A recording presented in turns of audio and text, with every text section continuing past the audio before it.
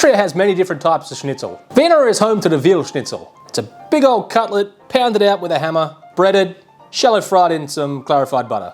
But there's another type of schnitzel that's also from veal, which is a glorified Rissol, made for the upper class of Austrian society. And it's called Kalbsbutterschnitzel. And this is how you make it. Before we get into it, I want to show the real MVP of this recipe. This crappy ceramic knife with a bunch of chips taken out of it. I cooked this whole meal using this knife because I didn't think ahead and took the rest of my knives to the shop to get professionally sharpened. And I was left with this piece of crap. So while I was struggling to even cut up a frickin' potato with this thing, all I had to do was think I was in some exotic location at an Airbnb somewhere using this crappy knife. So never blame your tools, because I made this using only this knife and a few other bits of machinery. So I've got some Semmel here that I cubed up a couple of days ago and they've dried out.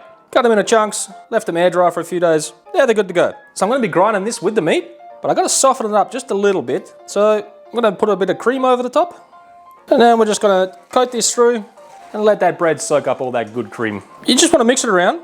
Now you don't want this bread to turn to mush, you just want it to soften up just a little bit, so it's not as hard as a rock, something like that. Just set this aside for a few more minutes just to keep softening up while we get the meat ready. So I've already prepared the meat. I've just cut it into these long thin strips that'll feed perfectly into the grinder. After I cut it up, I've had it sit in the freezer for about 30 minutes or so just to make sure it's nice and cold. Also, all of my little bits for my meat grinder, they've also been in there. Also I should mention, I've got my biggest die in here because I'm going to be feeding this through twice. We're just going to start putting the meat in and grinding it up. So as I put the meat in, every now and again, I'm going to put in some of the bread that we soaked in the cream as well. And we'll feed that through at the same time to get it nice and incorporated.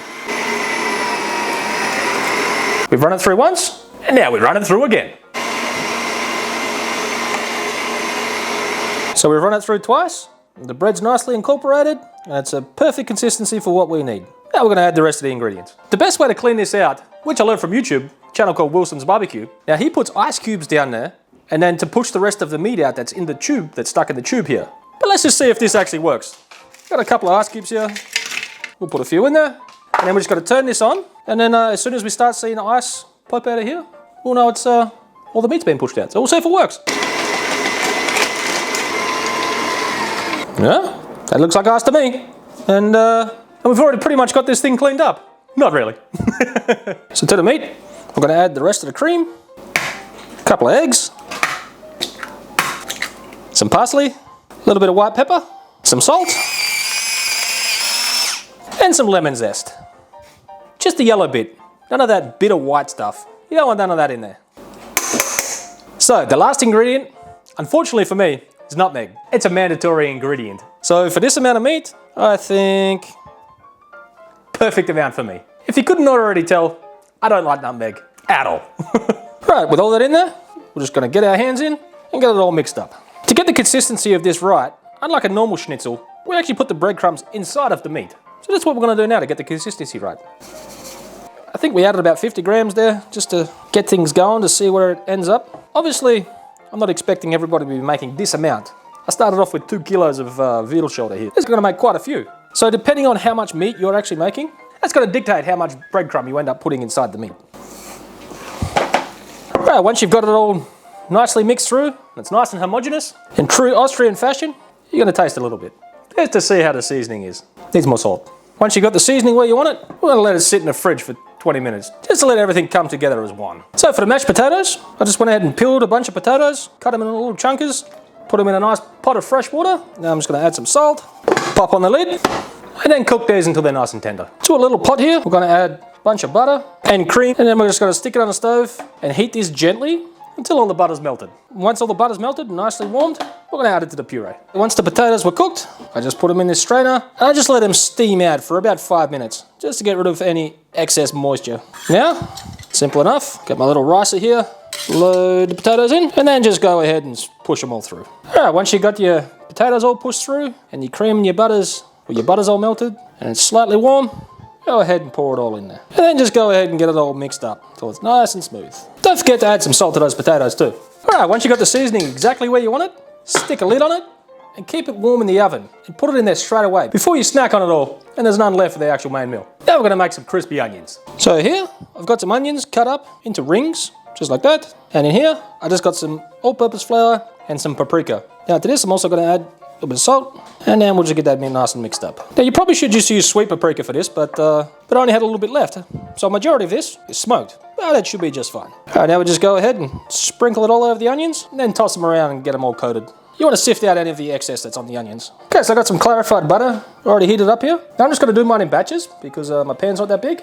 And I'm going to sprinkle them in, and then we'll just get these nice and crispy. Once you got them nice and brown and crispy, you want to take them out to a paper towel lined plate. Make sure you pull them just before they get too brown, because they will brown up as they sit off to the side and drain off on the paper towel. Alright, once you've got all of your onions out of the oil, you just want to go ahead, pour out all the rest of the oil through a strainer. Make sure you leave that little bit of scum behind. You don't want that in your oil. Alright, once your meat's rested, I'm going to portion mine out to 200 grams each. And then we're just going to shape them into like a rectangle ovally shape. More of an oval than a rectangle. Alright, once you got them into shape, I'm just going to put a dent in the middle, just like that. So when we put this into the pan, it's not going to blow up and become all round. It's going to stay nice and flat. Because these will expand in the middle, and this little divot helps them stay nice and uniform. So traditionally, you would take this to the pan now and cook it in some clarified butter. But I'm going to put a little bit of breadcrumb on just one of them to see if it makes it any better. So I'm not going to put a lot. We'll just sprinkle a little bit around the outside. Now I normally do this when I'm making rissols, which is Australian, meat patties, you could say. Now we'll head to the stove. All right, once you got your clarified butter up to temperature, just want to go ahead and lay in your patties.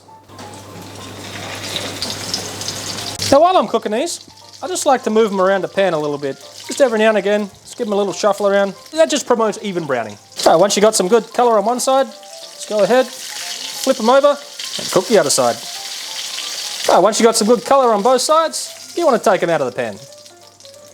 Then most of the oil, you just want to strain off to the side, but you want to make sure you leave any little good brown bits on the bottom there.